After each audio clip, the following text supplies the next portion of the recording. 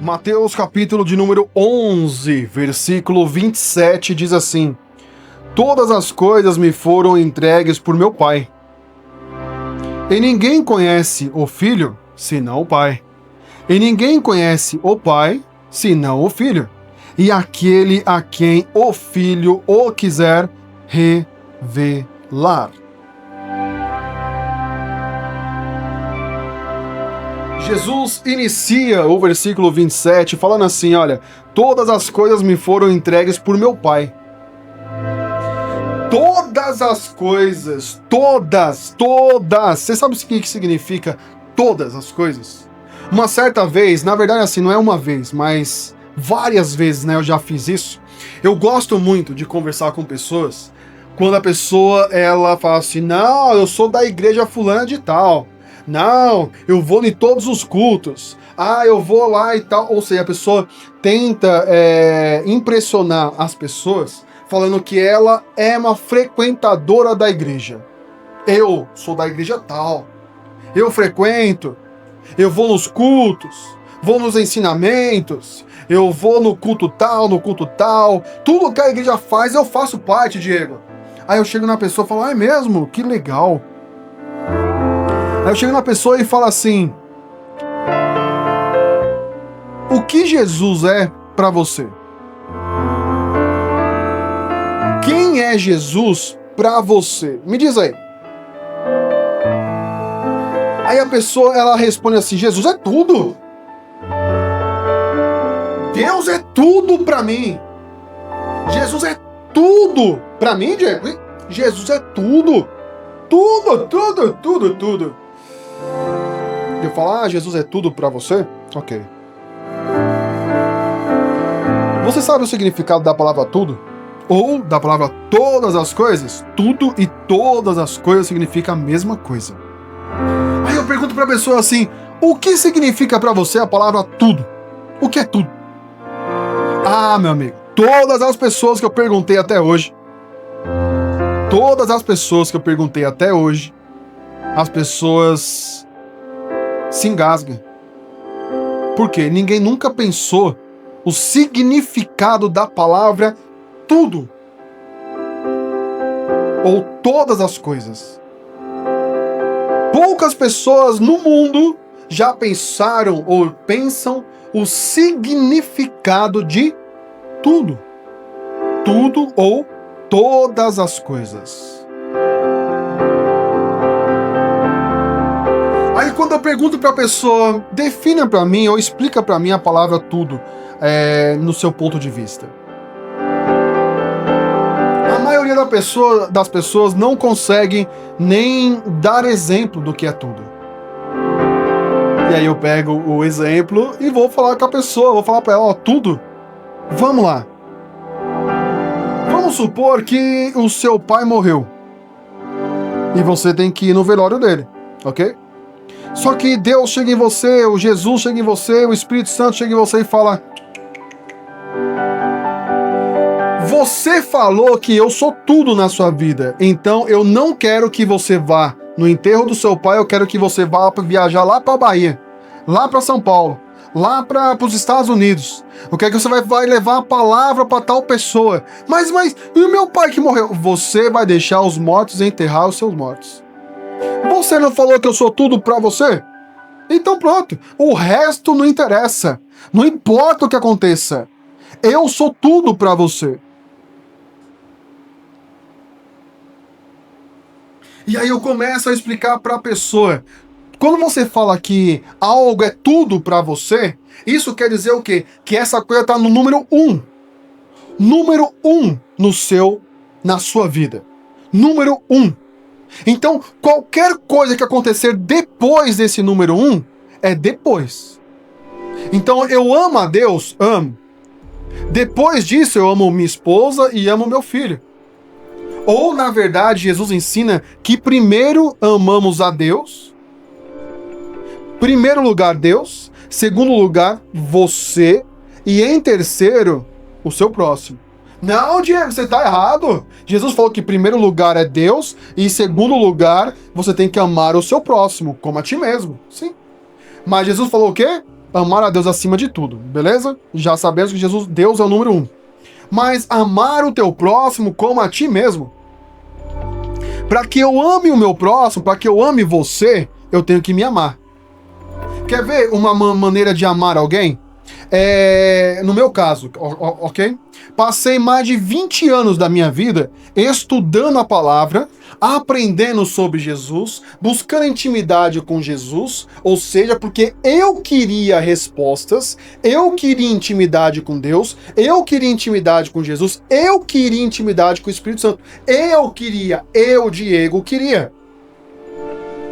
E depois que eu aprendi, aí o Espírito Santo me disse assim, agora é hora de compartilhar o segredo, o achado que você recebeu. Você aprendeu como ter intimidade comigo, no caso o Espírito Santo falando, e aprendeu como ter intimidade com Jesus e buscar a intimidade com Deus. Agora você vai ensinar outras pessoas. Essa é a melhor forma de amar o teu próximo como a ti mesmo. Mas você percebeu que primeiro vem eu? Como é que eu vou amar o meu próximo se eu não me amar? Como é que eu vou conhecer o meu próximo se eu não me conhecer? Ok? Então só dei um exemplo para você entender sobre quando Jesus fala amar a Deus acima de tudo e o teu próximo como a ti mesmo, certo? Mas voltando, Deus é tudo. Então, para você Deus é tudo? Ok. Seu filho está doente.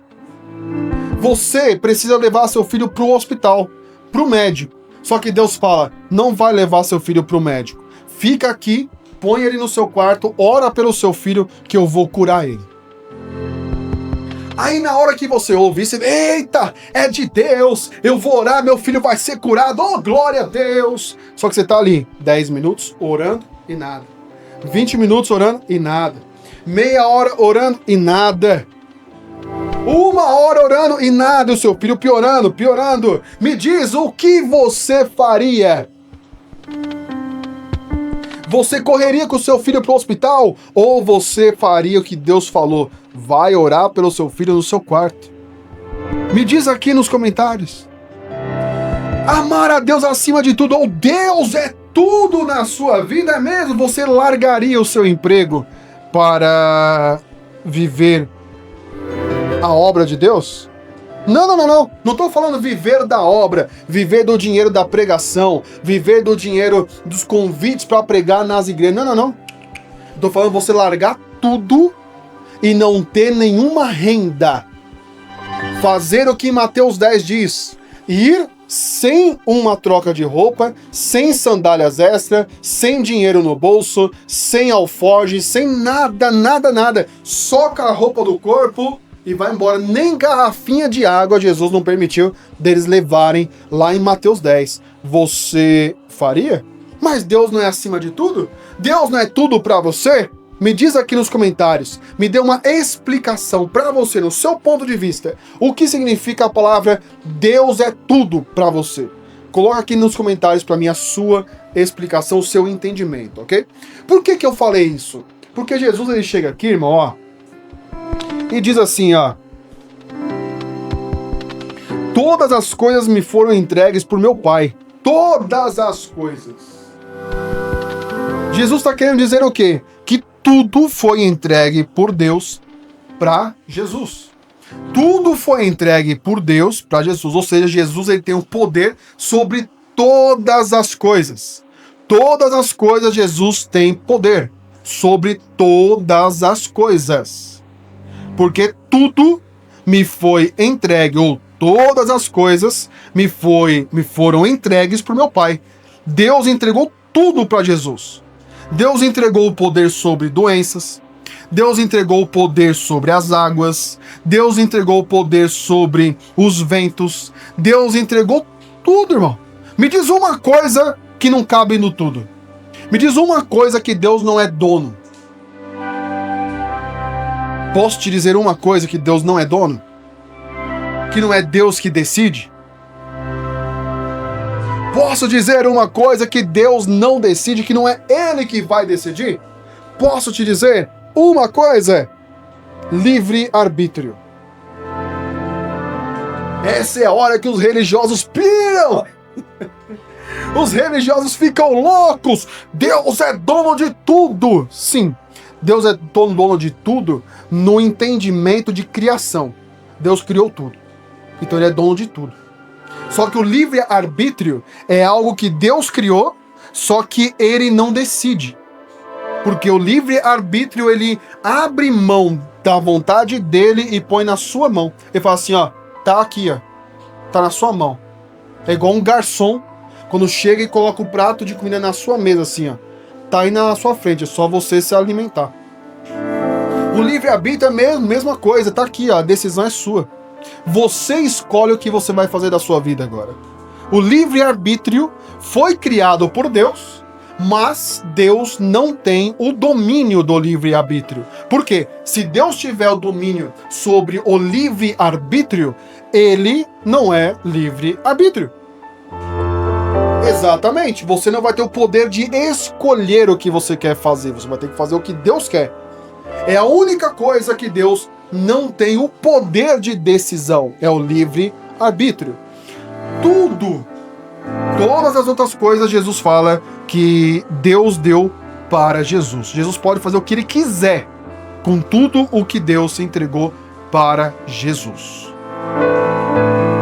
Continuando. E ninguém me conhece, e ninguém conhece, na verdade, o Pai, e ninguém conhece o Pai, senão o Filho. Então Jesus está falando o quê? Olha, eu sou filho de Deus.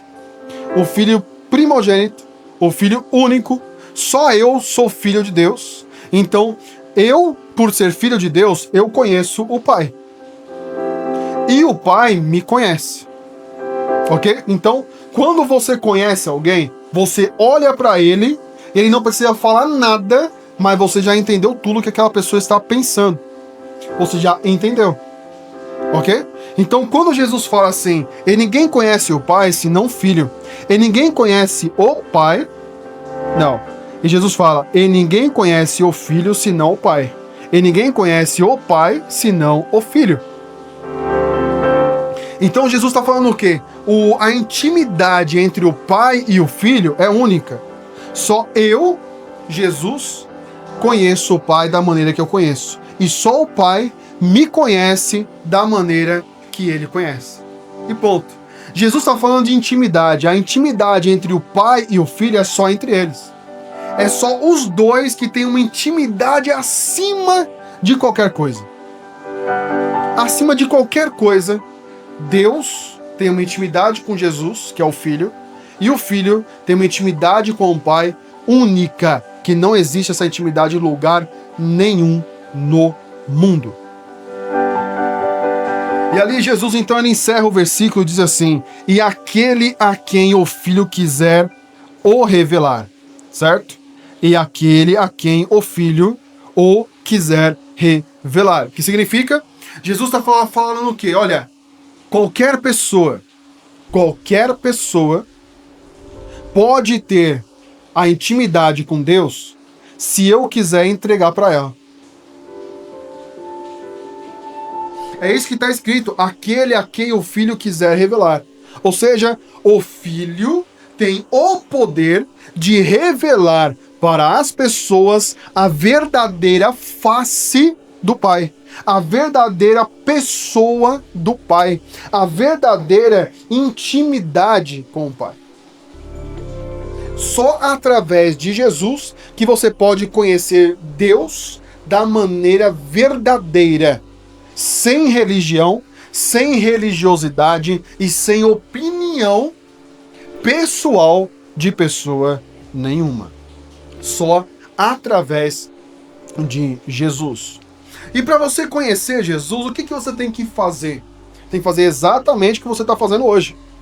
Você veio aqui nesse estudo bíblico, mas você leu sobre Mateus 11, o jugo de Jesus, e veio aqui mastigar, aprender, se aprofundar um pouco mais sobre o tema, sobre o texto. Isso demonstra interesse em aprender sobre Jesus. E você está de parabéns, ok? Vamos então para o versículo de número 28 do estudo de hoje. Vamos lá.